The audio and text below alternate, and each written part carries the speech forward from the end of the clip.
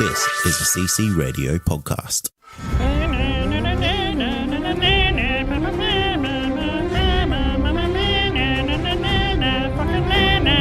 Jon Snow, Johnny Jon Snow, Johnny Jon Snow, Jon Snow, Jon Snow, Jon Snow, Danny, Henny, fucking Targaryen, fucking Danny, Tormund, Giant Rain, fucking Tormund, Tormund, big ass beard, yo, what's now? Howdy hound, howdy hound,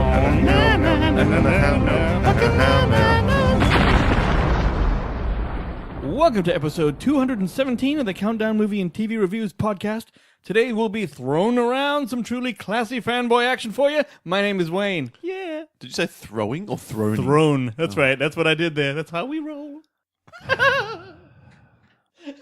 My name is Paul. Welcome to the podcast of Countdown Movies. And today, television in order of awesomeness, so you don't have to, except we are limiting ourselves, as Wayne has so subtly alluded to Game of Thrones. Game of Thrones? It's all over. The phenomenon that took the world by storm for 8 damn years. 8 years, 8 seasons, a year break in there as well, because I wanted to make the last season so epic. We'll find out whether they were successful by the end of this next hour or so. Mm-hmm. And we want to do today something a bit different for the show. We're not going to count down 10 to 1. We're going to do 2 top 5s. Yes. The best and worst of Game of Thrones, everyone. Yeah. And we're talking the whole damn series. Whole series, all 8 years. What were the best 5 things? What were the worst 5 things about it? And we didn't even limit ourselves to scenes or characters. We just wanted to be as generic as we humanly could. We will and can promise you that there will be a very large focus on season 8. In one of those countdowns. I'll let you work out which one. I got some shit to say to you about season 8. It might be. We'll get to that. I know, we'll get to that. So, Game of Thrones fans, hopefully you've joined us here, and you may disagree, you may agree. We love to hear your feedback. You'll definitely disagree with some of it, man. I'm telling you. That's usually the way. We did a number of weeks back, probably 8 weeks ago now, we did a episode, basically, which characters are most likely to die. Yes. Now, we got some things right. We got some things very, very wrong. Very and of wrong. course, you have to have seen the whole show to listen to this episode. Hell yes. Spoilers beware. Spoiler warning. Spoiler for the whole damn thing. We're not going to censor ourselves. Don't listen to this if you haven't finished the show and you intend to. Yeah. But if you have, please get on board. Have at it. Let's have a great time. All right. Some changes in my life since we last recorded, Wayne. Yes. I have run a half marathon. Yeah, man. Fell a little short of what I was hoping for in terms of a time. Which That sounds like something a healthy person would say. a little bit disappointed with, I have to admit. But I am back on the booze, is what it means. Paul's pissed and he's funny again, everyone. What? No. No, that's absolutely not true. I am always goddamn funny, What? No. especially when I get the volume levels right. You fucked yourself with your own song. I know, I Fair had enough. to go with myself. Fair enough. Yes, Fair enough. that is right. Well done. So it's nice to be back here. I guess I won't tolerate Wayne's shit as much as I have been doing like you the ever last did before, 6 motherfucker. weeks. Eatables. So there could be a bit of snark in this one. I don't know. I think we're on the same page, but we'll find out Oh no, there'll be some funny shit going on. in due course. Now look, plug time, Wayne. Oh sure. There's an app called the Podcast Republic app, A robust and good ass. app for your podcast listening pleasure. You Go can ahead and download that shit. listen to us and indeed all other podcasts if you have or are an Android user. Give it a try. Please do. All right. Couple of little bits and pieces. First of all, email from good friend to the show, and basically we can call him the official statistician of the Countdown Movie and TV Reviews That's podcast. a big thing, given that you're here. Well done, Campbell. You have graduated to that particular task. Last week we did Nolan versus Fincher, and we crowned Nolan a winner. We so did. Campbell decided to take it upon his own broad statistical shoulders. Holy shit! I just saw it on the screen. Yep. Look at this shit. There's a table. He did. He wanted to give a sense of, well, you know, people were sort of Fincher, Nolan. What did, back when we, in episode 200, we asked our listeners for their top 10 films of all time. So he went and did a bit of analysis on which one got more films in there. Holy crap. Nolan or Fincher? We crown Nolan the winner. Campbell here says, so Christopher Nolan had 6 films that made it onto our top 100 films of all time, according to the listeners' list. Okay. David Fincher had 3. Okay. Number of people who voted for those movies, 39 versus 9 for Fincher. So 39 of our respondents voted for Nolan, 9 voted for Fincher. Total score 230 and only 46 for Fincher. So clearly our listeners I didn't understand agree. any of that. What does this all mean, Paul? Look, The Dark Knight was the number one film according to our listeners of Yeah. all time. Yeah, that Right? makes That's sense. a Nolan That was film. mine too, absolutely. Campbell said, all right, well, let's take out Nolan then in terms of number of votes. Dark Knight out of the equation. 15 people still voted for Nolan versus 9 people voting for Fincher. So this means... Long story short, Christopher Nolan wins according to our listeners as well. Okay, god damn. Thank you very much for that, Campbell. Very impressive. You're Wayne smarter than me. looked very, very confused. At some stage, You're I mocking me, aren't messed up. I'm like, what are you talking about, man? What's this numbers shit? What? We really, truly do appreciate that. I was also on a podcast this week, which has been released on the Junk About Movies podcast. I see. I was on to talk about 1980s and year by year, what's basically the best year of films in the 1980s with John Mark Junkins. Okay. Great time. I was also on with Justin from Cyberman Movie Geek, except we recorded separately. So we did alternate years, and apparently Justin was slating me the entire time. So Justin, this is to you. Suck my dick. Yeah. It was a great time on the show, and do check out that episode. It's Junk About Movies. All right. All right, that's it for the preamble. Yep.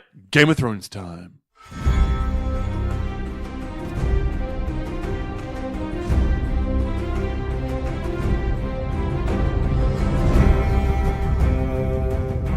Okay, kids, here it is. Game of Thrones. We're going to start with the top 5 things about Game of Thrones. By the way, a little something about this TV show.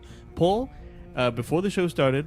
Sorry, no. After the show started, I asked Paul, these novels, let me read them. Let me hear about them. Because Paul had talked to me for years about how this is the one show that makes you actually kind of a fan of this crap. And I totally agree. It's not crap. I know, you know what I mean. Like this hack and sorcery and shit. So, epic fantasy, this is arguably the pinnacle. I mean, Lord of the Rings. I would say definitely for me, at least. Lord of the Rings, I'm not as big a fan of the books as a lot of people are. I genuinely dislike the books. Yeah, okay, fair enough. Wayne said it. Not me. Movie's great. So, yes, you were interested to read the books.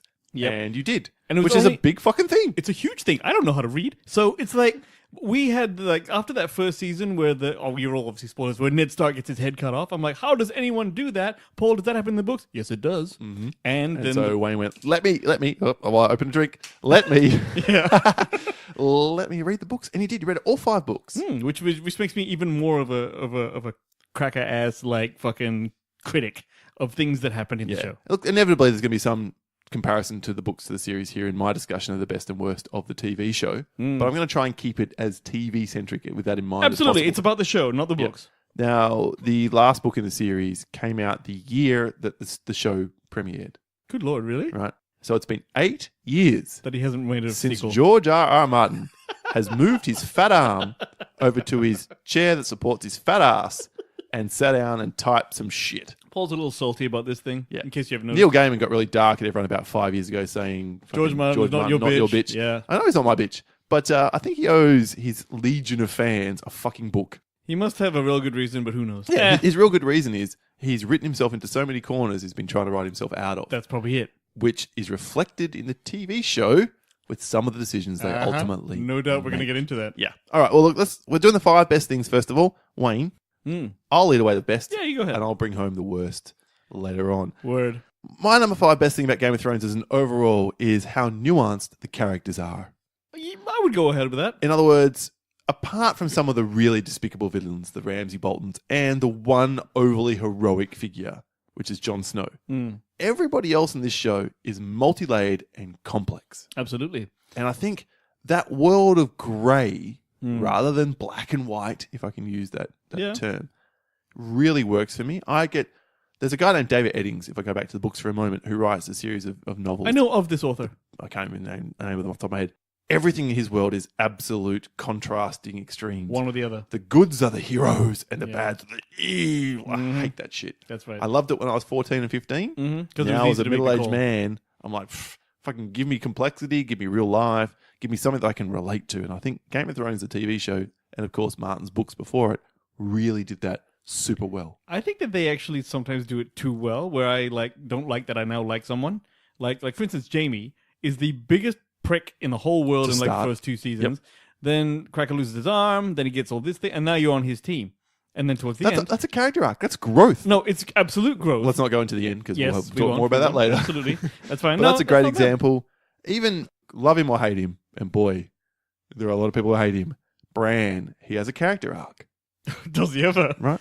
Arya, what an amazing character arc. Hers is probably the Sansa, coolest. wonderful character arc. So all these main characters, Sansa sucks.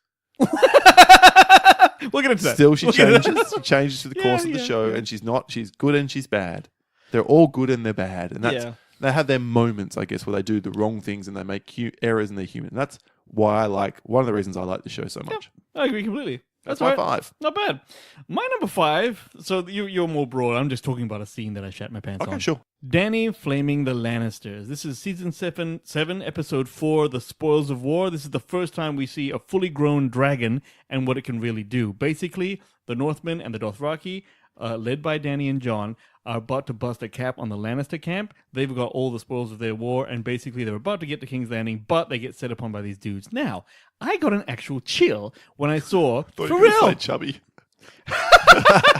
well, people were dying, so I'm not that kind of chubby guy, but like, when the... because of the dragons. Well, the dragon flew over the actual riders and stuff, so that was, first of all, cooler than shit. But then when it started busting ass and started, like, flaming all the Lannisters and shit, even the Dothraki jumping up onto the back of their horse so they can fire arrows and stuff, this is a truly, in terms of how battles go, it was just really cool. And seeing Jaime and, like, Bronn, just their faces drop when they, holy shit, look at that dragon, it looked like the absolute, I've never seen anything like it. It was a daytime dragon battle, and it was way better than Lord of the Rings. In terms of the dragon-esque stuff, it was because it was more involved. No? I don't know if you can compare Lord of the Rings to this battle. Man. One's on TV and runs for about 7 minutes. One's on the big screen and runs for about 45. Well, sure, but in terms of, like, say the dragon-related scenes in Lord of the Rings versus this scene, I mean, sure, it's years and years later, so the technology's way and way better, but... Were there dragons in Lord of the Rings? Yeah, wasn't it? No. What was that thing that Gandalf was fighting off with his sword and his Like a fucking... big eagle or something? Yeah, oh, okay, it was an eagle? It was an eagle? All right, fuck it. So it's definitely better than Game of... Than... Bitch, please.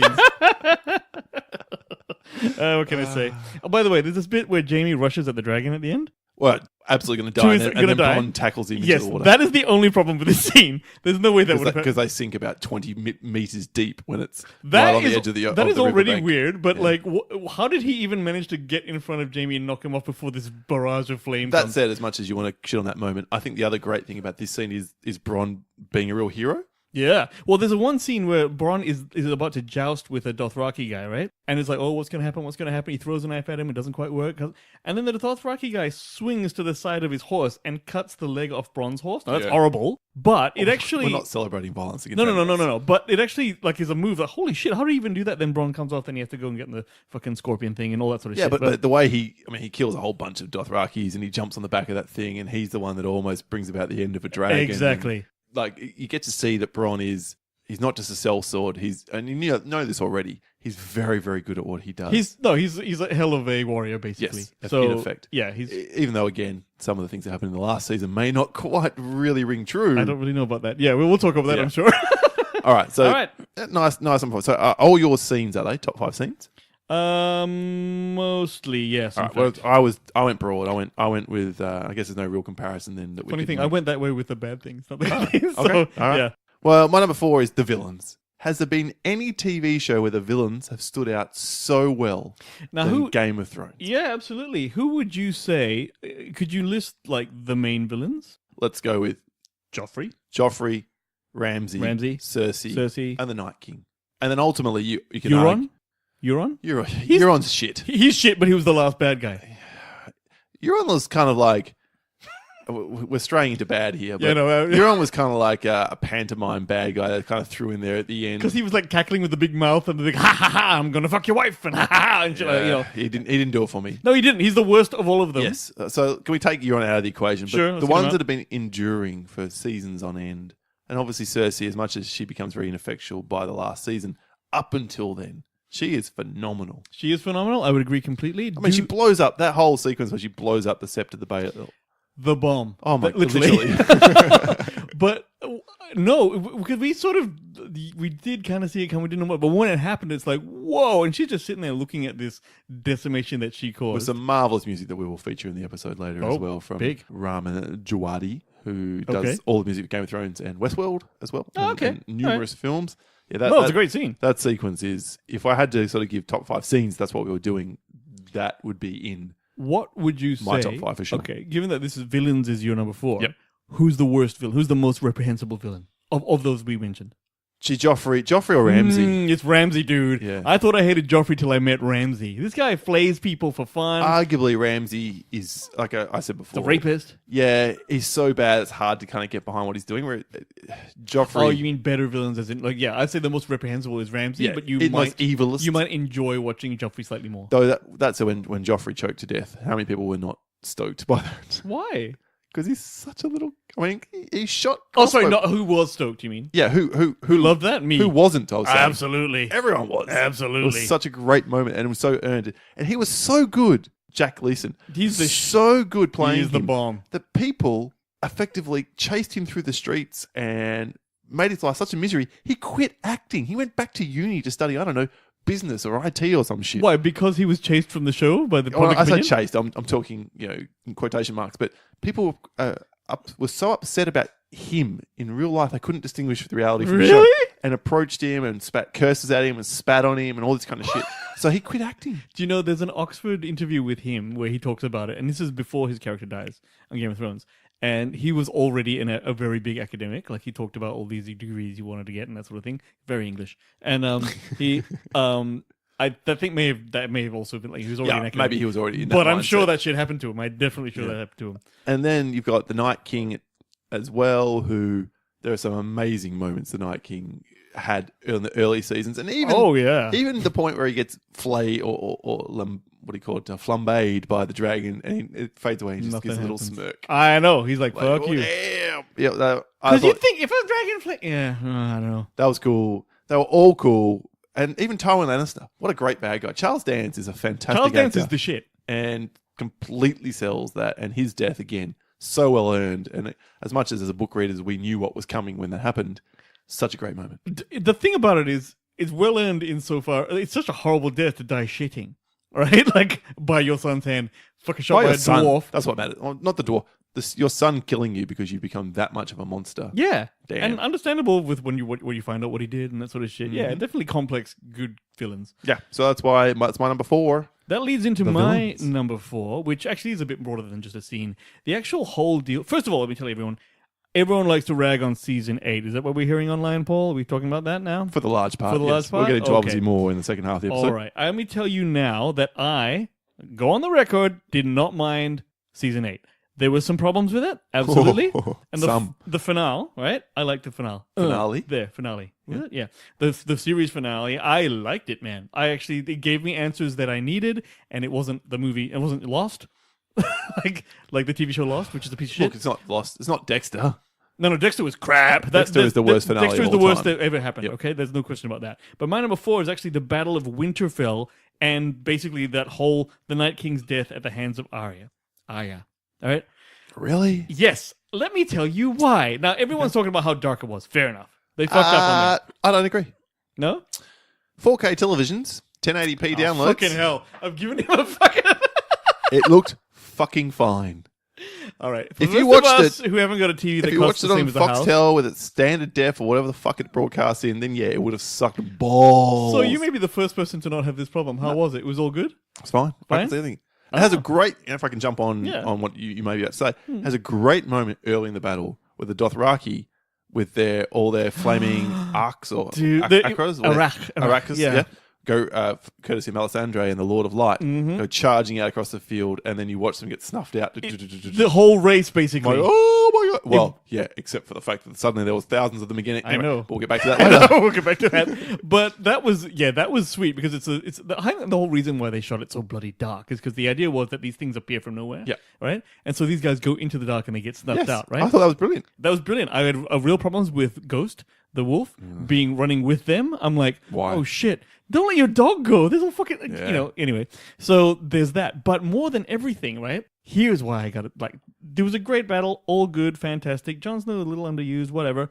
But the reason that at the end, when Bran's about to get taken out by the Night King, and then you see just the hair of the White Walkers like sort of wisp Flutter. because Arya is obviously just like got through him, and then she springs in the air with the winding, and then he catches the arm, right?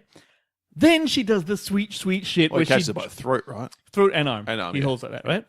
She drops it, catches it with the other hand, plows him with it. Do you know what this means, Paul? This means that... Yeah, it means that your Winter Soldier... oh, yes, dude! Fucking obsession has so played out with cool. another show with Knife Winter in the flipping title. is the shit. Okay, she got some skills that pays the bills, all right? And that whole character that grows like to that Knife point... flipping is the shit. It is the tits, man. The fact that her drop the dagger, switch hands move... Not only is that the best thing ever, the fact that her sneakiness as a human and her training was the thing that destroyed the end of human civilization as a supernatural foe is somehow inspiring. Her ingenuity of being cool with a knife completely saved the world. Right, so It you're basically saved the saying world. Your number 4 best moment of anything to do with Game of Thrones is one moment where Arya drops the knife. No, and it was catches the whole fight and that being the end of it. Okay, because we all thought Jon Snow was going to save the world, but he didn't do that. Okay, that's the shit. How do you not know that's the shit? When that happened, I cheered like a bitch. I literally turned to Patsy when this bit happened. And I said, Wayne just barred up. Because sweet moves with a knife is fucking killer, man. If you think about it, in a Game of Thrones where everything's supernatural, human skills that actually win. That's got to be the best thing, man. It's got to be the best thing. Can I put this in some context? Oh, please. Wayne was fully into weaponry when we were young. Okay, look, don't. And he may or may not have, and I'll let him confirm or deny, thrown a knife in the air and caught it with his knuckles. All right, look, this is a stupid little history of mine, everyone. When I was like 19, and in this case it was 15 when this happened, I was into just martial arts and shit as a hobby, okay? I also, part of that is learning to use weapons like throwing knives and swords and nunchucks and shit. And I thought one time it would be really cool if I could throw a lemon in the air in the backyard and throw a throwing knife at it and skewer it in the air. Impossible shot. I actually managed to do it. When it came back, You are a sad, strange little man. When I have did- my picture. long story short, I fucked up the second time and accidentally kind of threw the... Somehow the knife ended up in the back of my hand. Stuck in the back of my hand. Okay. I had to get stitches. I lost some nerves. It's one of those things that happens when you're a kid. So basically, I think this is all about Wayne recreating that moment. Whenever time someone drops a knife and catches it successfully, does something good and with it. doesn't fuck themselves Yeah. up. It's really cool. So, but listen, I know this is definitely cool. Yeah, Check it out. look, it was a good moment. Word. I have my major issues about that battle in other ways, but we'll get to that. Okay, good. Okay, Later. good. All right, well, moving right along then, my number 3 is an episode itself. All right. I thought this whole episode was phenomenal. It's my favorite episode of the show, full stop. What could it Season be? 5, Yes. it's the point when D&D, David and David, went off track. They took one mention from the books Hmm. and created something magnificent. What? Hard Home. Was that not mentioned in the books? It was mentioned, never as a point of view experience. To this point in the books, the Night King has never been seen. Or never been interacted with. Yeah, that's right. So this is where we saw him first, right? Yep. Yeah, good call. So this is when we got to see the Night King's power for the first time. So it gives a great scene where John accompanies Tormund and the like to Hardhome, which is this capital city for the wildlings. For the wildlings, actually. For want of any better way of putting it. And tries to convince them all to come back with him to their traditional enemies, the Crows, home, and take shelter behind the wall because this army of the dead is coming and he wants to save them. He doesn't go there in the books. They just mention that there's a slaughter at that place, and that's the end of it. So D&D basically went, or Benioff and Weiss just basically said, well, let's show it. Yeah. And let's put John in the midst of the action. Oh, yeah. And oh my God, this episode, I mean, it's mostly Hard Home. There's a little bit back in King's Landing at the start of the episode, but the last 40 minutes or so is purely this. We get introduced this female character who's a wildling. Who you love. Who somehow makes an impression in 15 minutes, and you're like, yeah. And then she dies. And she dies. She gets killed. It's a great way of doing it. No, it's just like, oh, I like her, and she's dead. She's dead, and when she rises back up, and everything from the way they storm the walls and are smashing through it, and you get to see the undead and the way their frenzied attacks are, to the fact that a couple of the White Walkers come down to attack. I watched this scene right before you came over, and I was watching it again, and I was going, I forgot how... Because the thing is, it's such a bleak scene because it's so like ice and everything's this and there's kids and all this sort of shit that happens, kids right? die. But the fact that... Because the Night King is actually an invention of the show. I don't believe he exists in the books. Yeah, that's what I'm saying. We've never seen him. But I don't think he's actually a thing. It's just White Walkers. Okay. Yeah, You're so probably it's right. actually an invention of the show. So when you see it, and you see that shit, and he does his arms, and then everyone just raises up at the end, and the fact that it's Jon Snow... You're jumping ahead too far. No, that's this shit. That's this That's the episode. end. No. I'm saying you're jumping ahead too far on what's brilliant about this episode. So he tries to convince them all. They get that the rattle, what's his name, the Bones or whatever his name is, Bone Rattler, blah blah blah. Mm-hmm. And he gets killed by the White Walker. And then Jon is scrambling for his life. And when he takes Mormont's sword, Valerian steel, and turns around and just swings it and smashes through. That's where you find out Valyrian steel Holy fucks these fucking things shit. up. That moment is the best pinnacle moment It looks cool of too. Game of Thrones. Because the to guy me. turns the ice in after the swing. And yeah, that's good shit. It's obviously foreshadowing what comes 3 years later. Totally. But that moment is just, hey, there's a chance here. Mm-hmm. Which is And before it was in just like, what are you going bleakness. to do? Yep. This is a zombie episode. No wonder you loved it, Yeah, man. This is a zombie episode like This a is motherfucker. the absolute shit. And it ends with, like you said, the Night King raising his hands and all of them raise back up as one and just stare at them as They're floating away. Yeah. And we fade to, or go to the credits, no music. Nope, that's it. It's brilliant. It was tough. It was actually a tough episode. You're like, shit. That's why this show was good, man. That's why it was good. Yeah. Good call. Perfectly befitting what we've seen, that sort of crash to the credits. Totally. Yep. All right, man. Well, my number 3, probably no surprises here. This is the Red Wedding. Yep. Now, everyone who has read the books and was waiting for it to Which turn is up why on it's the not show. on my list, because I knew it was coming. Exactly. But when I saw it with my significant other at the time, and I was not watching the screen whilst I was watching her just about, right?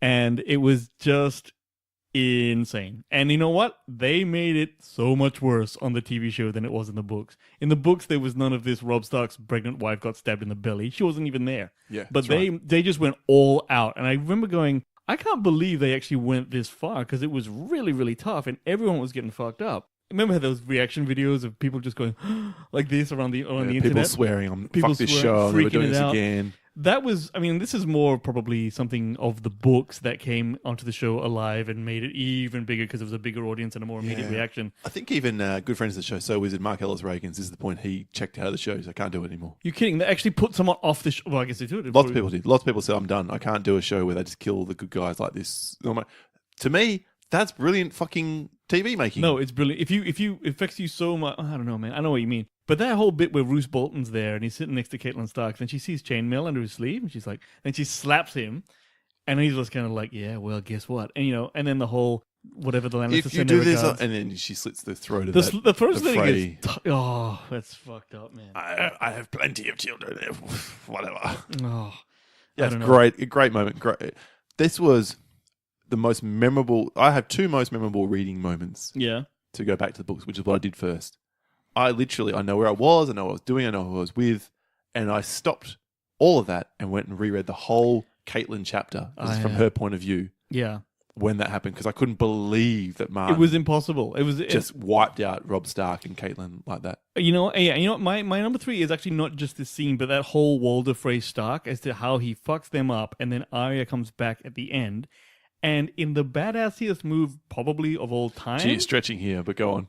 Well, making this a one thing. Maybe sorry, I know, but it's just I just wanted when she destroys the entire Walder Frey house with one fucking trick and a fucking poison.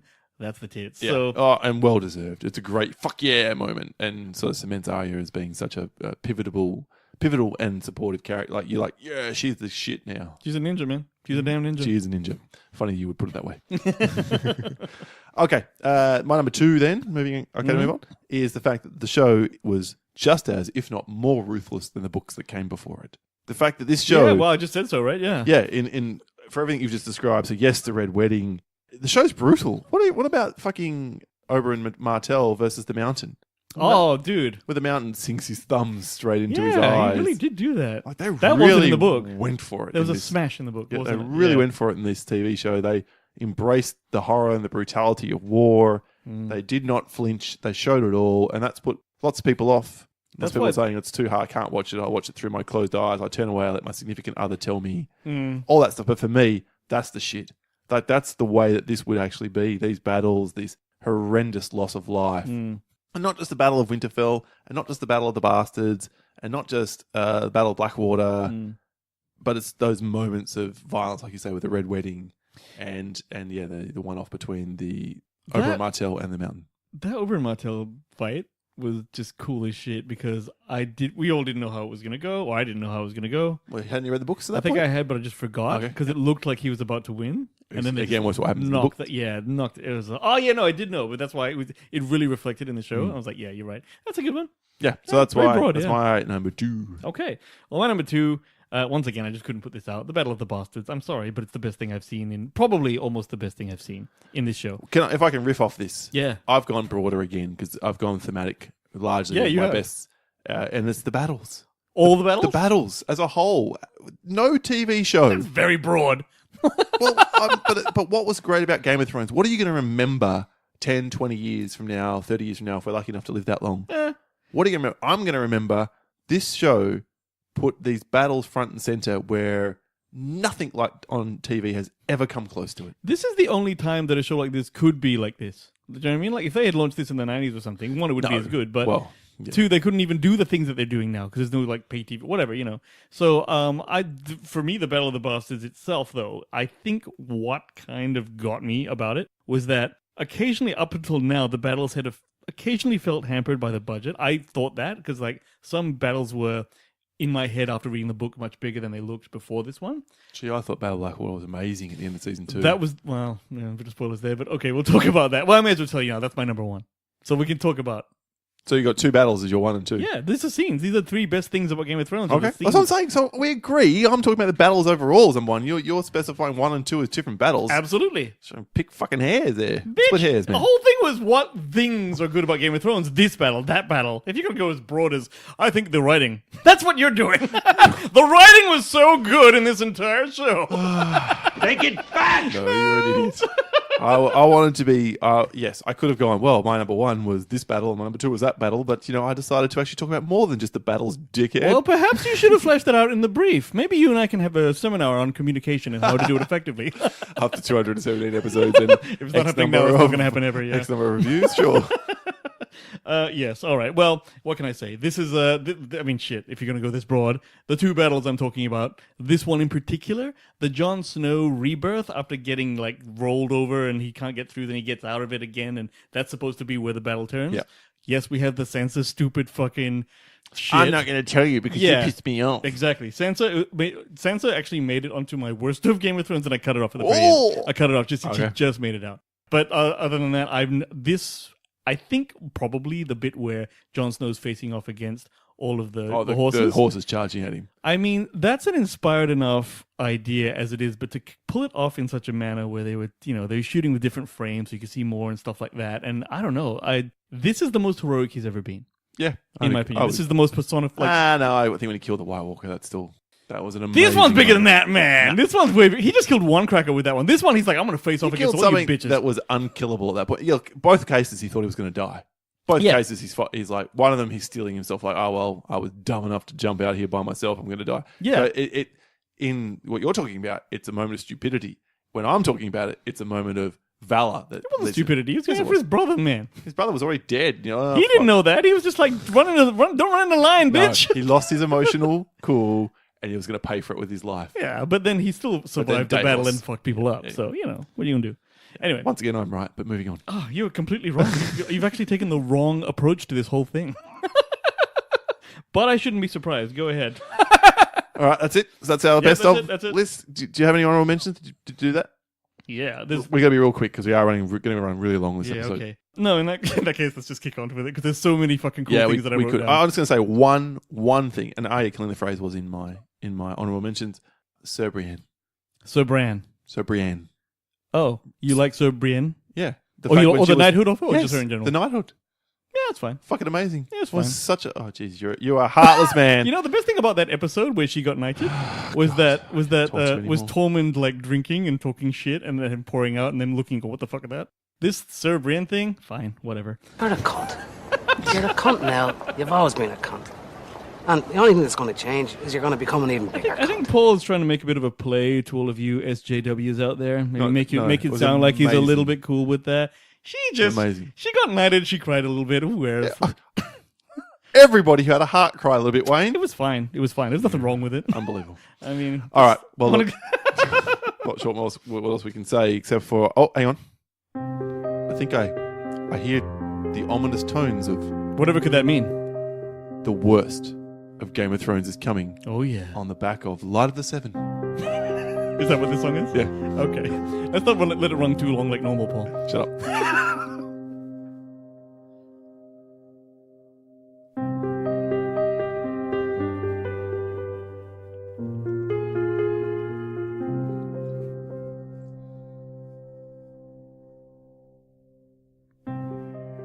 All right, then. So here is the worst of Game of Thrones. Well, that was worth it. Okay. You are aware, Wayne, that in a normal episode, we do have breaks and music in between. Yeah. The fact that I did it live and you've now shut all over I that. actually liked it, though. I actually liked the way that the craftsmanship. I was a big fan of it. Sorry, cunt. It was better before you stepped all over it, dickhead. It's all right. This is the salty part of the show now, everyone. God. In case you haven't noticed. Well, Not just against your Game of penance Thrones. can be to lead away with your fifth worst whatever thing about Game of Thrones. Absolutely, because here's what we're going to crap on, all right? Now, my problem, and this is now a bit broad like Paul was doing in the first one. Oh, now it's okay. But not that fucking broad. This is the, my problem is the Deus Ex Machinas of timing in Game of Thrones. Now, initially, I had no problem with the fact that in certain episodes, it took mere moments to cross the Iron Sea and get along to things, and, you know, where before it took, like, seasons and seasons to get stuff. I was happy to see that, because I'm like, you know what? I don't want any boring shit. Just tell us where they turned up, and it's okay if the timeline doesn't quite work out. But I had a big problem when that stuff starts to affect how I believe a scene goes. Yeah. I'm talking specifically about that episode where Jon and Tormund and a few of his folks went down north of the wall, up north of the wall, to try and capture a god. You know what I'm talking about, right? Try and capture a white so he can show it to Cersei, and they don't even know if she'll give a shit. Turns out she didn't. And they go down, and we're having trouble here. Gendry, please go back and try and send help to the Gendry? town. Isn't it Gendry? Is it Gendry or Gendry? Here we fucking go again. I've always said Gendry. Is it Gendry? What do you think it is? Gendry. It's definitely Gendry? 100%. Okay. But please, go and call you Gendry. If I was him, I'd be like Gendry. Gendry. All right, fine. That guy. Oh, shit. They send him, right, to go get help. Somehow He runs across the warps, entire- yeah, Yep. and it takes like, and some reader online, some like Redditor has actually figured out how long it takes a raven to go from where the wall to Dany. 5 days, right? That's what it says, right? So somehow, if he's gotten back to get help, those guys have been on that rock for 4 days at least, No, right? and they were there for one night. Exactly, and she flew all the way. Look, don't get me wrong, it's cool that she turned up on a dragon and saved everyone. Yeah. That was really sweet. So you're basically saying, what, the pacing? The pacing is, the problem is with Or the that travel? scene, Are you being specific about travel or?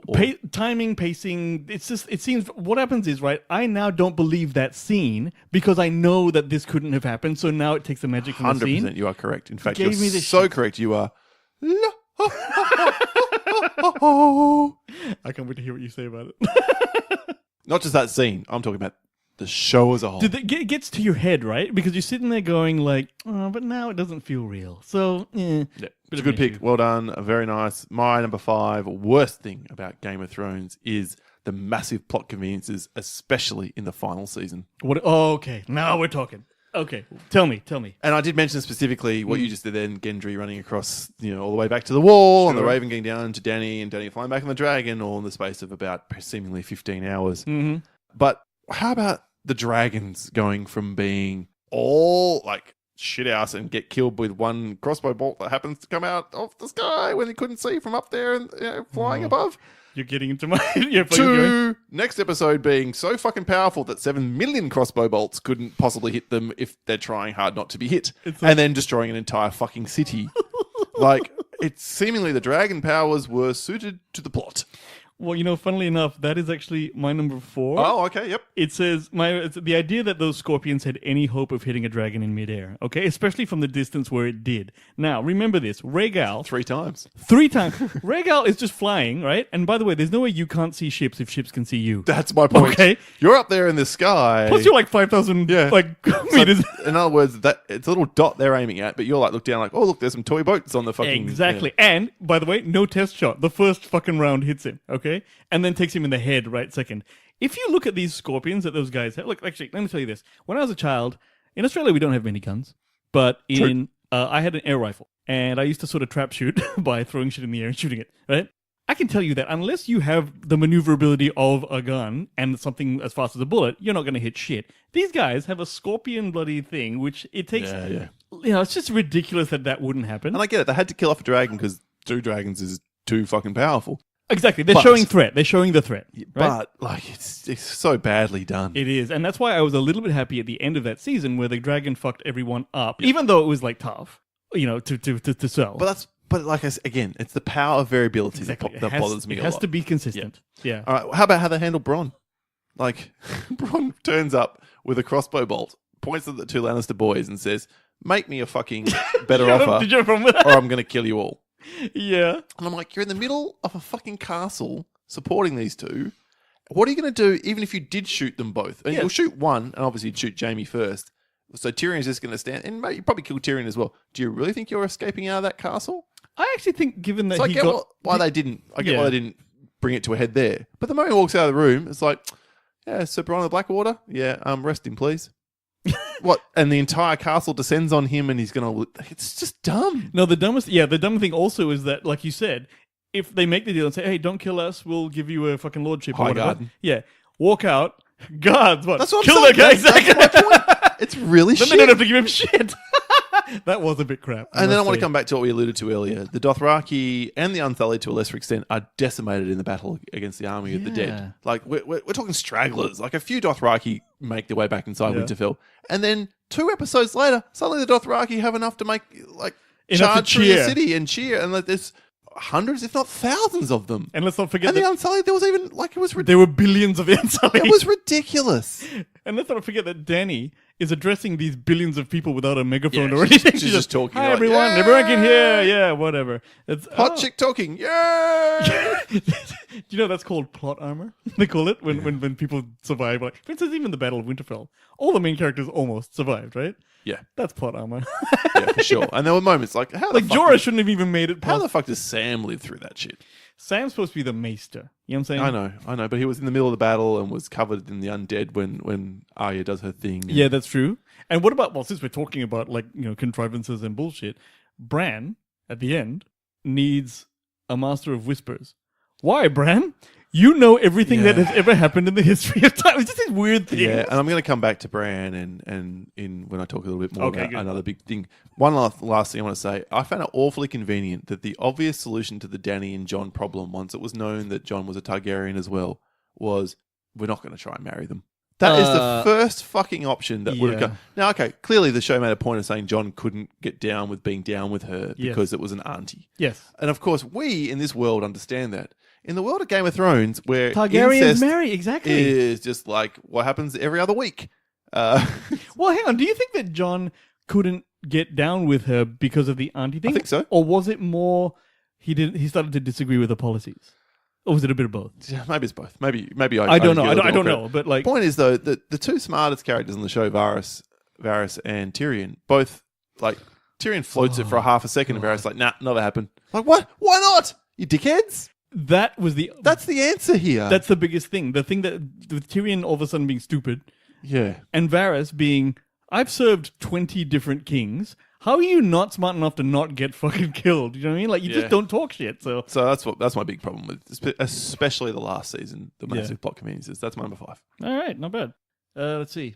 Well, I told you my number 4. That's your fault. All right, my number 4 is the complete disregard of certain characters' arcs in the last season. Like what? Oh, okay. In particular, Jaime and Cersei. Now, talk me through why this... and by extension, Brienne. Really? Jaime and Brienne had built this perfect relationship, which culminates in the moment which I said was a wonderful honourable mention for the best ever in the show. The knighthood. Where Jaime knights her. Sure. It's brilliant. It's such an emotional payoff. It's a perfect conclusion to their relationship. Sure. Maybe there was something there. Really, this is what she coveted. He gives it to her. Are you talking about the knighthood or his dick? No, the knighthood. Knighthood. Yep. They survive the battle, and for some peculiar reason, then he feels the need to give her his dick, which is then completely undone about 17 seconds later when he decides, well, I need to go back now and save Cersei. That whole thing Okay, that whole thing where he's like, in the end of the last season, he's supposedly incensed so heavily that I he choose leaves to fight on the side of the living. and probably get killed. He wouldn't even know if they'd let him in, right? And he knows that Cersei sent Bronn to kill him. Exactly. Then he sleeps with Brienne one night and goes, I'm going back. That's some bad pussy. All right? Like, like you don't just flip and go back to banging your sister. You must have had an extremely bad night. I don't know what happened to him. You're right. It was very difficult. It's awful. And then, so 7 seasons of character growth are undone in that particular moment. And then doubled down on when he gets caught by, which you don't even see, he gets caught by Dany's forces, and she knows somehow he's bad now because he's back down there. I don't even understand that. Yeah. Then Tyrion makes a decision to let him go to somehow free Cersei as well. And then he just watched her chop off the head of someone, knowing that she would incite a war. Yep. None of it makes any sense. It's completely against all their character arcs. What do you think happened? Because apparently this is how George R. R. Martin supposedly ended the show. He's talked about it. He said it's okay, we'll talk. We'll see. Now there was a prophecy here which was that she would die at the hands of her Azor Ahai. No, it wasn't. It wasn't something about a brother. Yes. And so it was like, would it be Cersei? Technically, I guess his hands are resting on her shoulders. She cups her face as the brick and mortars all land on them and kill them both. That doesn't quite fit. That doesn't quite fit at all. I don't know. I think they're playing very fast and loose, but again, I'm going to come back to that in very short order. So, yeah, really. And Cersei, like, she was so ahead of everything. She was so sophisticated in her planning. She had the wildfire. She blew up the Sept of the Baelor. And she was constantly one step ahead of everyone. She's reduced in season 8 to basically standing there with a cup of wine, which is hilarious, by the way, given that she's all about... Maybe they don't know that alcohol's bad. Alcohol's bad for kids, I know. But if they do, she's just sitting there swilling alcohol, looking out over the city of King's Landing for the entire season 8 going, I'm going to win.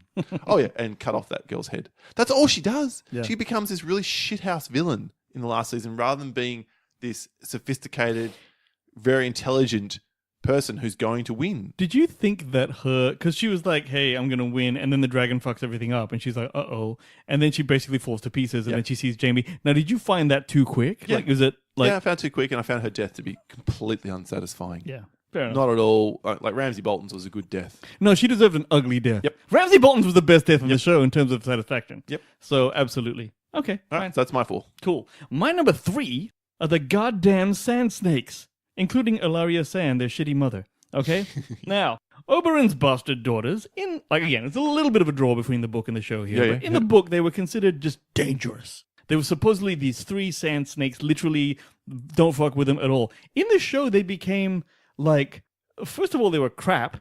Like, they were just crap. They were just cruel. They were just horrible people, and they would just do horrible things like murder Trystane and be very flippant about it, or whip heads out of people buried in the sand, and it was just completely nothing.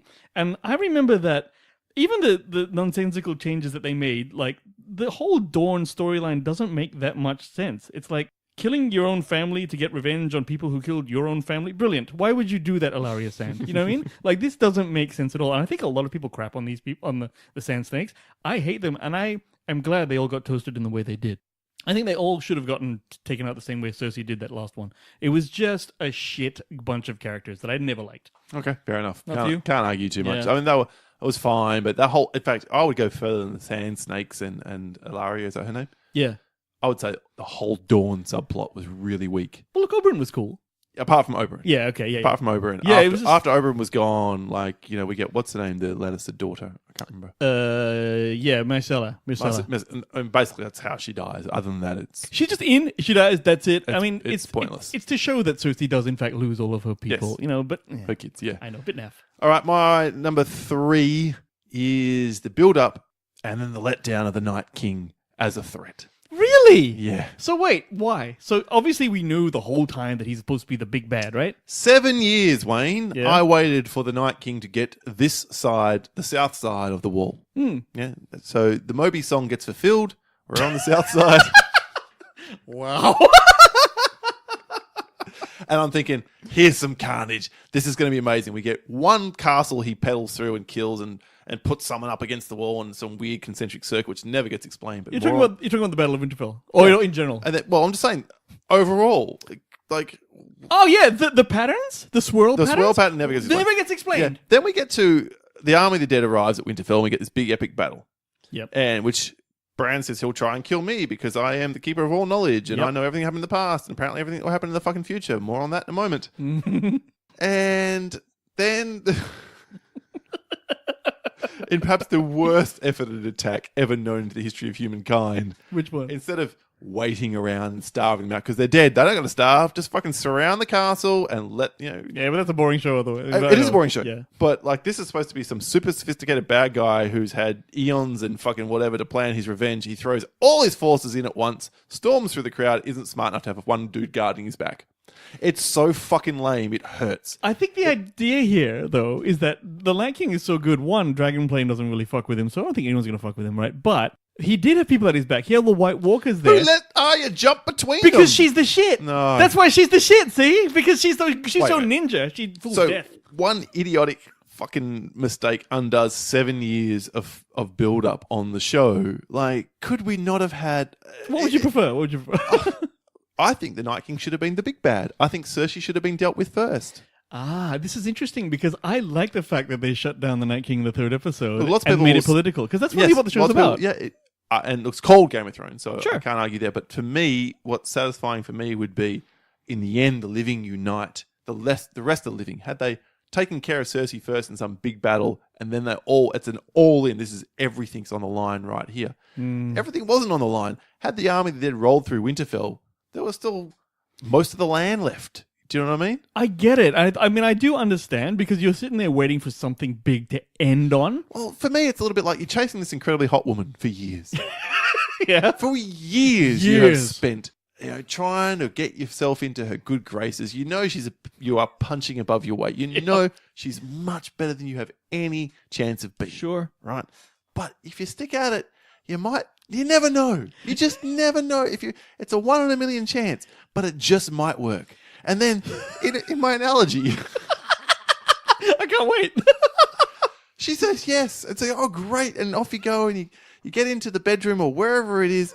And, she's getting down and her body's even better than you could possibly imagine. And, you're fumbling your way out of your pants. And then you just jizz all over her stomach.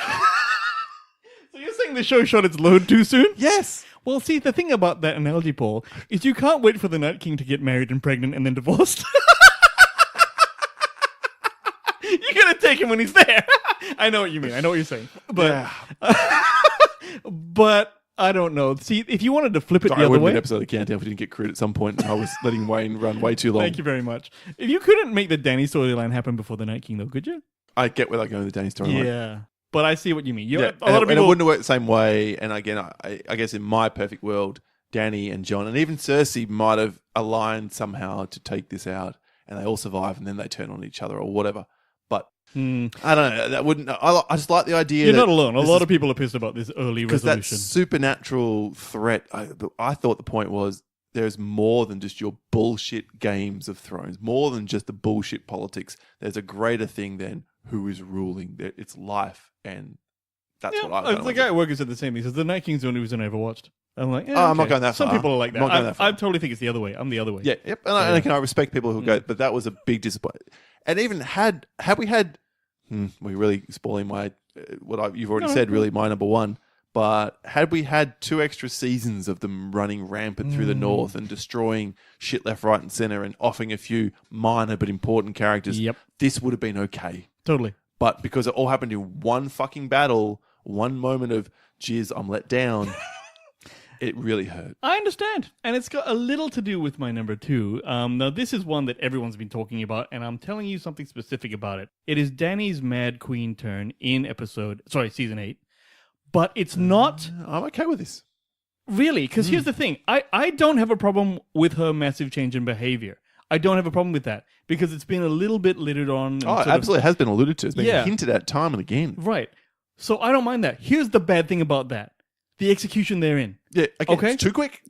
You know what? I actually had the answer to this. Like someone, I think Ash, like one of the listeners, sent in a recut of the scene where she's on the tower, the bells are ringing, and then she decides to just kill everyone. And someone's cut together flashbacks where, like, as she's getting angry and angry, you see Melisandre getting beheaded. You see Rhaegar getting killed. You see all the Melisandre, what's her name? Oh, not Melisandre. Missandei, yeah.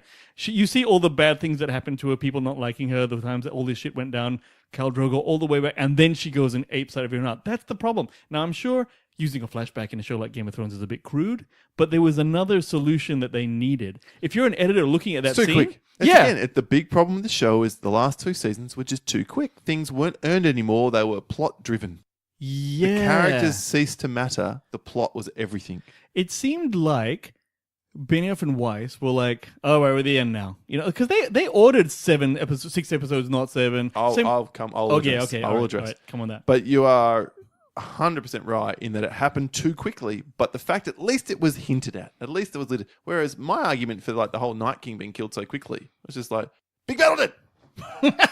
Well, there was the Big battle dead. The foreshadowing episode 2, where it was just people sitting around waiting to die kind of thing. You know what I mean? That was like the night before they battled. Yeah, I liked that season. I liked that episode. Oh, I thought the first 2 episodes of this season were fine. Yeah. And some people were complaining, look, it's not moving fast enough. But then when it did move fast, it just moved at light speed. Way too fast. Yeah. It moved way too fast. So, and I think if you go way back in our archives, I think we reviewed season 5. And I think my complaint was Dany spending too much time in fucking Essos and around Slaver's Bay, and Arya and her training's taking too long. Yeah. I wish for those times again. It was top heavy back then, we thought. And then we didn't know. You gotta be careful what you wish for, man. Exactly. Yeah. Exactly. All right, my number 2 then is this really hurts me. And in particular, and I'm sorry, we've done a good job, I think, so far of not comparing too much to the books, but here we go. Yep. The magic side of things in this show was really, really badly handled Explain. overall. Let's start with the direwolves. Yep. Now, I understand the budgetary constraints, but the direwolves are such a huge part of the books, and they were given such short thrift I agree. in the TV series. That's a problem. They're one of the best things about the show. About the show or the books? The whole story. Well, and they just Sorry, got the books. Yeah. so much so to the point where, you mentioned John not saying goodbye to even you Ghost. do not kiss your dog if you see him. And then they do address it in the very last episode at the very end, but it's Too late by then. She could have died in that fucking battle. Nymeria was just running rampant. Never got to see her again. That's ridiculous. No, well, the scene where she does actually meet up with She runs Arya, in and then she says season 7, something like that, and then she says, "Come with me, girl," and then she walks away, and she goes, "I get it. That's not who you Yeah, are." it still would have been cool though to Oh, it'd have be her great to pop see up what at some point. Absolutely, save her or something. Yeah, and do then something disappear cool. again. Yeah. Exactly. Yeah, that would have been, and I reckon that's where Martin's going in his books, because the wolves represent the Stark children. Right. So Sansa's wolf is killed very, very early, Lady or whatever the hell her name is, and she becomes the least Starkian of all the Starks. Yeah, I hate to Rickon is very, very young, much younger in the books. And He does with dog, his wolf, though. Shaggy Dog. No, in the books he's still alive. Oh, is he? Yeah, Of course, Shaggy Dog, it goes sort of wild and feral because Rickon's nature is that he's not grown up enough. He's just responding to the loss of his mum and dad. So it's much better thought out in the books. Yeah, It's much better plotted. Then how about the Lord of Light? Did we get? That went. I don't know where that went. What's his prophecy? Azor Ahai? Azor Ahai, The prince that was promised? Is that Arya? Is that fucking Jon Snow? We don't even know. That's my point. We all thought it was Jon Snow. It just gets abandoned and nothing happens. Melisandre says, comes and lights up all the Araks. Yep. And pushes Arya to her destiny to kill the Night King. I guess that's implying the Lord of Light is real, but is her power like a cleric's derivative of the god, or is she a sorceress who's just had this in her head the whole time? But that doesn't really marry with Thoros of Myr. Yes. So none of this is explained. Yes. Like, Lord of Light just gets dropped like a hot fucking Too potato. inconsistent and no resolution. Also, Melisandre just fucks off, takes off the necklace and dies. Yeah, and what's that? Is the Lord of Light good or not? I don't understand. Like the god, it wants to burn Stannis' child at I can't remember her name. According to her, yes. At the stake to give him the power to become the Lord of the Prince who was promised. Yeah. But what kind of good god burns children at stakes? And none of this is explained. Actually, old gods always did that where you sacrifice lambs and shit like that's that. true. But more than But that would have been better to get some Yeah. kind of concrete answer. The Lord of Light has driven all this, or the Lord of Light was a fucking made up thing by a few people who had some magical powers of their own. I don't know. And that was it though. At the end, we needed to see the end of that prophecy. But George R. R. Martin talked about this and he says, the thing about prophecies is you don't want to be too literal. I'm like, yeah, but at least put it in there. Give an answer. Yeah, give me a something. fucking answer. Even Arya's training for all that time I just said she spent, she kills Walder Frey and all his descendants. Never uses them again. Well, Never. the The faces? face thing. Like, Yeah. that gets dropped like a hot potato as well. Yeah, but then again, I am glad for no Mission Impossible moments. But No, I disagree. I Like, I you could've spent used- so long building it up. Give Yeah. us some more, please. I think the idea here is that the best thing about the Arya storyline is that for like 3 seasons she's becoming this person, so it's a very earned that Yes. she's a ninja or whatever, right? Yep. And then, yeah, like you said, like she doesn't even get to kill Cersei and all this sort of shit that happens. I mean, I know that's a problem. And then I'll give you one more, and then we need to move on because we are running really long today, Yeah, we talked about it. which we kind of thought would That happen. is kinda cool. What the fuck was Bran doing during the Battle of Winterfell? You know what he was doing? So he's walking into a crow. Yeah, and he sees flies shit. over the top of the Night King on Yep. top of the undead dragon. Yep. Done. And I deliberately left a pause there I because know. he does nothing else. Okay, I was I was reading up on this to say what was going on here. Yeah. All right. He reckons this Isaac Hampstead, whatever his name is, right? Right, He yeah. says that what Bran was doing was just surveying things, and the idea here. But he needed to be reporting back and Exactly. showing it. Well, the idea is that because he's the fucking three-eyed raven, he knows what was going to happen anyway, and he was using the crow to check and see that all the things were supposed Why? to. He was being Doctor If Strange. you know what's going to happen, why are you checking? It makes no sense. It's bullshit. Yeah. It's so much so that I hoped against hope that there would be some kind of last 5th or 6th episode backflip where the Night King went into him, or he did end up being the Night King, which I think was a potential prediction of I'm glad mine. that did not happen. Well, I wish something, because his powers were so fucking bullshit, and you're in the just flying off, like, having a this was fun on this fucking crow, yay! It's shit. It's really, his powers were shit, and all the way through to the point where, at the very last episode, where of course Bran the Broken becomes the king of the 6 kingdoms, Yeah. he says, "Why else did I make the journey down here?" Right. Now it becomes an agenda that he has? What's that shit? And does that mean that he foresaw the destruction of hundreds, oh, maybe not hundreds of thousands, but tens of thousands of people, the deaths of them at King's Landing, and just let that shit happen? Absolutely. So he's no fucking better than a Targaryen. Well, more importantly, and he's this power-hungry little monster. well, he can't even make a good king because he says shit like, I don't really want anymore. He's got no emotions. So if you have exactly, you got no emotion. He Yes. does that. And if people come to him and say, "Listen, this guy's trying to rob my thing," he's like, "I don't give a fuck what Yes. you people think because I don't want anymore." On that basis, you it's can't a be the king. Awful. Like I said, magic is so mishandled, particularly by the end of the show. It's very, very disappointing. Yeah, That's my number 2. All right, my number 1 is very simple for that complex shit we've been in. I hate the Ironborn race. Okay? I hate the whole fucking race. You can call me racist if you want, but they're white people, so it's okay. You're Ironbornist. Exactly. I'm an Ironbornist. They're all shit, worthless. They will live with a shitty island with bullshit rules. In particular, Yara Greyjoy, or as I call her, Skanko Shitface. This entire race of people live by this bullshit moniker of what is dead may never die. More like what is shit is totally uninteresting. What they do is they fucking What is fecal matter? exactly. They induct you into their clique by drowning you in the sea, and then they drop your carcass on shore and see if you somehow come around of your own accord without resuscitation. You know how many times that would work? Fucking 0. Does that mean that to throw to our review coming up? Does that mean that Aladdin is an Ironborn? Oh. No, it's just shit.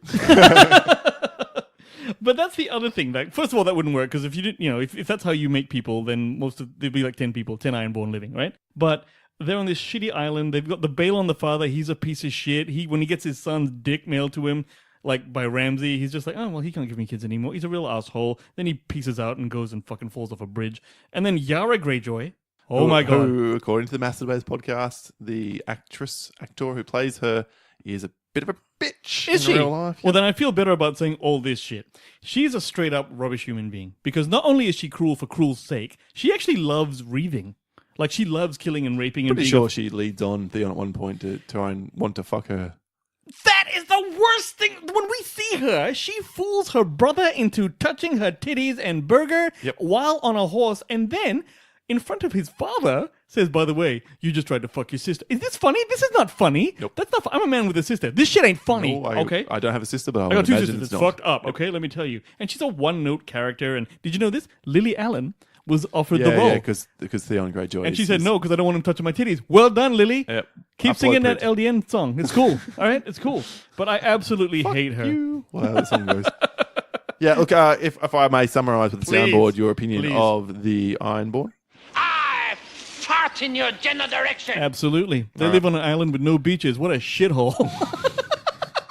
Well, look, it's a good number one. Well, I'm surprised it's so high. You I've always hated her. My number one is what you already said was your number 5. It's the pacing of the show, the last 2 seasons in particular, and especially season 8. Do you know anything about this? Why would they go? So this is what I wanted to allude to. So D&D have a deal to develop Star Wars films. Oh no, are they finishing work early so they can do a better thing next time? Which they're on a big project, right? It is the equivalent of being on a big project, being offered this huge fucking squillion-dollar deal. And I understand it from their point of view. Of course, they take the job because they're bored of Game of Thrones after 8 years. But here's my issue: why not then just go? Okay, we've got a whole bunch of producers, executive producers who work underneath us, handing the reins over to you. We're going to fuck off now, and we'll consult.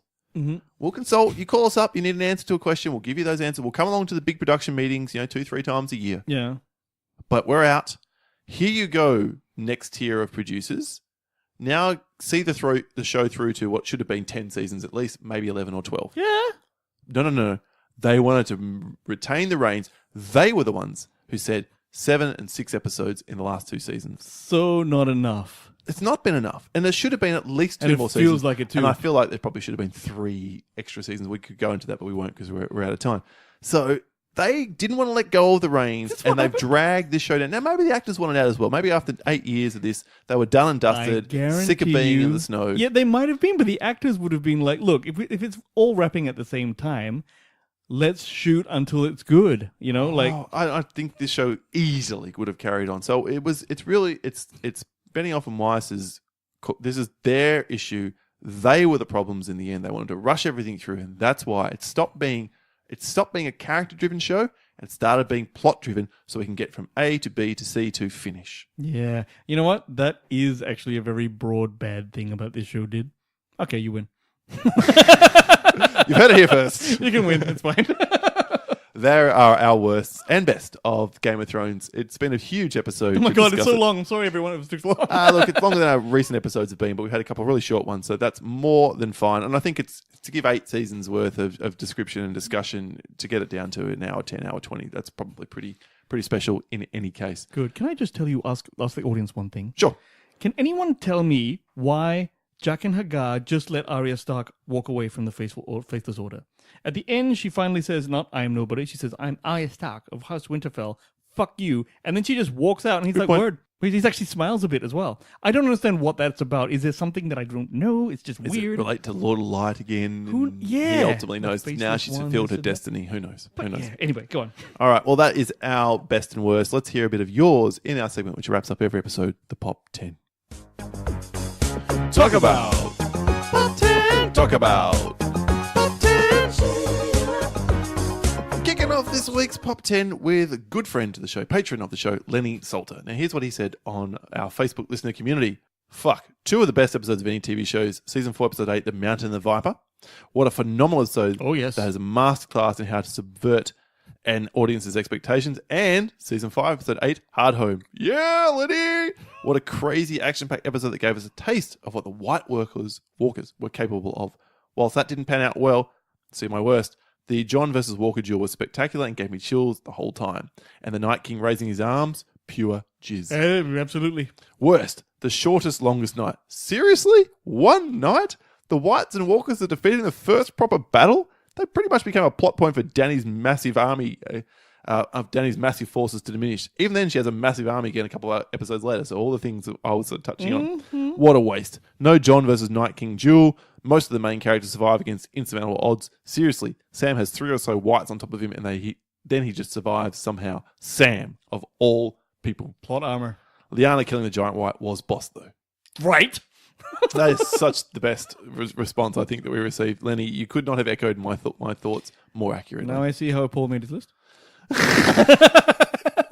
Eat a dick. From Troy Spinner, who of course is from the Comic Confidential podcast, we're part of their network. Do check out the boys. They have a great show. Best episodes like Hard Home, Battle of the Bastards, and The Reigns of Castamere are literally some of the best TV episodes word ever likely to see. Worst has to be Bran the Broken as King. What in the actual fuck you fucking fucks? Troy, summing up a lot of fans' thoughts there. From Cameron Petty, the best Amazing moments. Ned's death scene. That's a huge moment. Dude, are you kidding me? That knocked me out. Hodor's death scene and the Mountain versus Heartbreaking. Viper, including Tyrion's trial. Worst, Sansa breaking from the Seven Kingdoms while at the same time not being made Queen of the Seven Kingdoms by the writers. So she said we're succeeding effectively and got made king up there but not down. So Cameron's basically saying she should have been king of everything. Queen of everything. But then her brother was king. I don't know. Anyway. Short episode run for the final 2 seasons. What a ridiculous rush that was. And you'll like this one, Wayne. He's number 3 worst. Euron Greyjoy. Horribly underdeveloped and terribly cartoonish. Absolutely. He was a caricature. Can I give a little shout out here? I got this from the Game of Thrones spoiler chat, which is part of the Comic Confidential podcast. There's a great GIF here, which has a picture of Cersei standing there going, I blew up the Sept of Baelor. And then a picture of Dany going, bitch, hold my Starbucks cup. Of course, with the cups that popped up through the season. I thought that was worth mentioning. From Caleb Edward from the Netflix and Spill podcast. Best, Battle of Bastards, Peter Dinklage, and King Bran. Fuck you. This is the best possible timeline. We should have gotten more time with him, though, because it did come out of left field. Totally. Worst, Jamie suddenly banning 8 seasons of character development. Euron Greyjoy being a convenient plot device and not a real character, and lastly, condensing last season too much. Yeah. So agreed. again, pretty much everybody's on the same. Too short. Yep. From Joe DiCarlo, the best, Battle of Bastards, Hard Home, Yep. and anything involving Daenerys except the series finale. The worst, whatever that was with Dawn. So again, he's acknowledging how badly Dawn was shortchanged in the TV show. Number 2, the Battle of Winterfell was kind of a wet fart. After 7 years of build, you can't see shit. Barely anyone dies, and the Night King goes out like a bitch. And then that's it. And then finally, Dany gets done dirty in the series finale. He was really dark that she got killed. Like that Really? at the end. Different kind of episode for sure. From Anxiety podcast, the best was Tyrion. Worst was that season 8 felt rushed. This is over on Twitter. Would have waited 3 years for longer and a seamless ending. So in other words, give us 3 more seasons. Mm-hmm. Then from Sam for the Movie Reviews and 20Qs podcast. Looking forward to being on their show next month, and they're going to be on ours as well. Best, Brienne getting knighted. I was wondering where you got that from. Fuck you. Worst, poor finishing of threads. I'd rather be upset at how they end, i.e. Ned, or satisfied Joffrey dying than just sitting there going, okay then, that's over then, huh? Right, okay.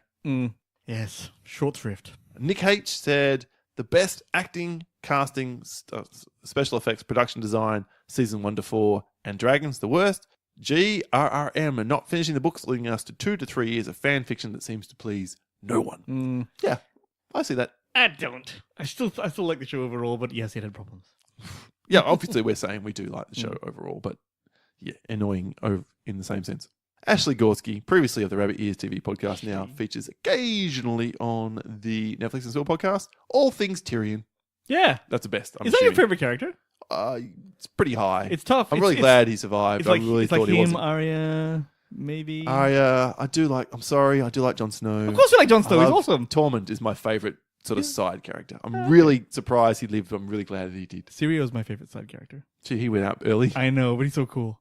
Etienne Filion Xavier, the best, the characters, the writing, the production value, the worst, the fast travel, the writing, and the lighting. Season 8, episode 3 in particular. So there you go again. And then lastly, from Comp My Pod podcast, the best, Sansa getting Winterfell back and killing Ramsay. The worst, giving female characters unnecessary love stories and fuck scenes that did absolutely nothing to drive the plot. Like who? Oh, you mean like the sex position? I did ask her. She said, Dany and Dario, Dany and Jon, Brienne and Jaime, and Arya and Gendry. They were just fucking. I would say the one exception to that, I think Dany and Jon did drive the plot, so I don't agree there. But the other 3, I totally do agree. Like, what did Dany and Dario do? What happened to Dario? The whole thing about the Dany and Dario thing was to, I don't know, it was like this worship type sexualized kind of relationship. It's to show that she had actual loves and experiences. I don't know. I mean, Brienne and Jaime, you can't argue with. That's terrible fan service. Terrible fan service. Well, they should never have slept together. Yeah, I agree. And Arya and Gendry was weird and wrong. No one wants to see Arya's titties, okay? So I totally see where Sarah's coming from there. Thank you so much for that. And that is it for this week's Pop 10. Thank you so much to everyone who got back to us with their responses. Sorry we couldn't get through them all. We really, truly do appreciate all of the feedback. Thanks, everyone. And wow, we have run a little bit long, but how do people get in touch with us to give us their feedback on the show, Wayne? Google the Countdown Movie and TV Reviews Podcast or send us an email at thecountdownpodcast@gmail.com. We're on Twitter at the Countdown PC. You can also, of course, hit us up in our Facebook listener community. And do check out the website that we are represented on, ccradio.com.au, for a bunch of other great shows there as well. Comic Confidential, Potterheads, and some new shows joining the network in Believe, of course, Believe, and some new shows joining the podcast in short order. All right, that is it for today's episode 217, our last Game of Thrones episode that we will ever do, quite sadly. As much as we shat on some things. We shat on some things, sad. but I'm going to miss it. Me too. I absolutely am. Next week, Wayne, what are we doing for episode 218? We're going to do a top 10, last 10 show. Indeed, we are. Last week, we did say that we would be doing that today, but now we're doing it next week because we wanted to get a Game of Thrones in a timely fashion. So 10 films that we've recently seen, not linked by any other factor than that. We haven't spoken about in the show, ordering them from worst to best. I'm going to be doing a special IMDb Top 250 Boom. That's going to be something. edition. So 10 films from there that I've never seen before. Wayne will just be happy to make 10. Happy to make 10. That's right. You know how long it takes to watch a shit ton of movies? Well, speaking of Wayne, and to wrap up the episode, the movie watching challenge with our good mate, Dan Hendo from the IMDb Journey podcast. Numbers are in, and I'm updating. I'm pleased to update them today. Oh, how's it going? As it stands, at 3 hours ago, give or take when I last checked, Dan's on 246 films for the year. God. I, extending my lead, am on 300. No way! We're We're not even halfway through the year. Yep. You've done an average of 200 a day. I'm not very I'm good actually at maths, averaging everyone. 2 a day now. Yeah, I know. That's what I mean. Fucking hell. Wow. 2 a day at present, and I plan to continue that along. Dan apparently has a whole bunch of time coming off work where he plans to watch 7 a day and catch up to me. What? You're both machines. I am going to do my best to keep my lead until I get to my next holidays in about 6 weeks or so. Can't believe this is happening. Okay. Good stuff. Good stuff. That is the end of this week's podcast. Thank you so much for joining us. My name is Paul. My name is Wayne. And we will catch you next week after you hear from, of course, the soundboard. Damn it. I thought we were out without that. How did I not play that till now? Appropriate. Totally appropriate. You are the best listeners around, see? Okay, good try. Thanks. We'll catch you next week. Jon Snow, Johnny Jon Snow, Johnny Jon Snow, Jon Snow, Jon Snow, Jon Snow, Danny, Henny, fucking Targaryen, fucking Danny, Tormund, Giant Rain, fucking Plowman, Tormund, Tormund, big ass beard, yo, what's down? Howdy hound, howdy hound, fucking hound.